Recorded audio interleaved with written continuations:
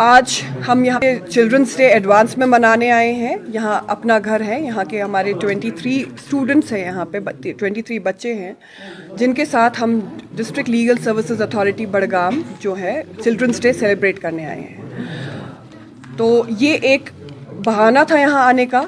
हम actually in बच्चों से मिलना चाह रहे थे और जो हमारे चेयरमैन सर हैं मोहम्मद अशरफ मलिक साहब जो डलसा के चेयरमैन हैं, उनकी गाइडेंस के तहत, और जो हमारे एग्जीक्यूटिव चेयरमैन हैं जो हाई कोर्ट अथॉरिटी के हैं वो हैं हमारे मिस्टर जस्टिस अली मोहम्मद मागरे साहब।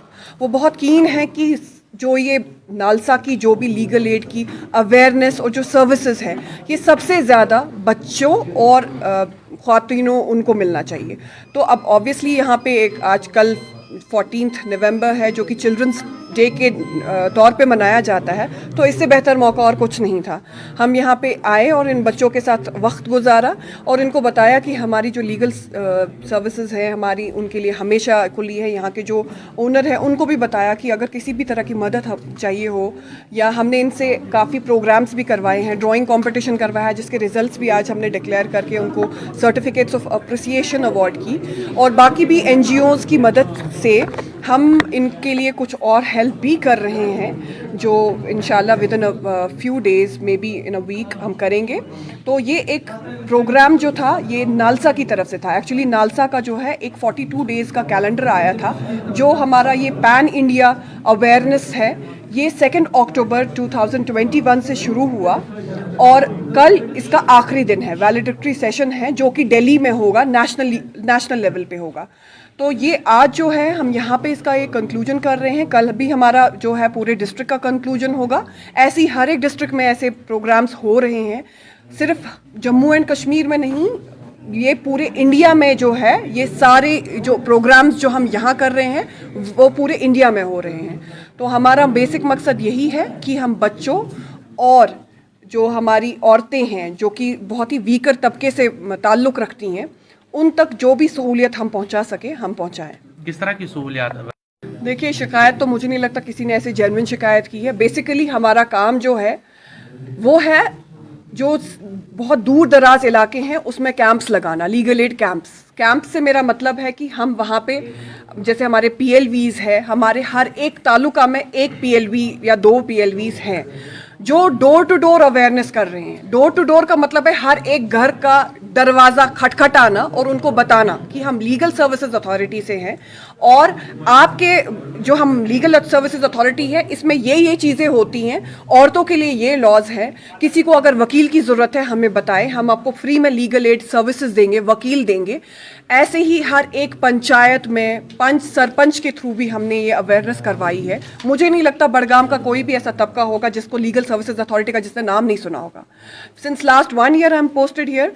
पिछले साल दिसंबर में अराउंड 9-10 दिसंबर को मेरी यहाँ पोस्टिंग हुई और बड़गाम में फर्स्ट टाइम जो है एक full time post legal services authority का आया, सेक्रेटरी का आया। और हमने दिसंबर से ही, आई रिमेंबर जो हमारा पहला प्रोग्राम था वो खान साहिब में था, आपने शायद न्यूज़ में भी देखा होगा। और उस दिन जिस दिन हमारा प्रोग्राम था वो ख्वातीनों से रिलेटेड था, उनकी हाइजीन से रिलेटेड था। सवेरे इतनी बर्फबारी हो गई बट स्टिल हमने वो कैंसिल नहीं किया, हम वहाँ गए। हम वहाँ पे फिसलन हो रही थी बट स्टिल हमारा इतना वो था, डिटर्मिनेशन इतनी हाई थी कि हमने कहा नहीं हम जाएंगे। वी हैड टू वेट, वहाँ से फिर क्लियरेंस करवाई थोड़ी सी, but then we did the programme.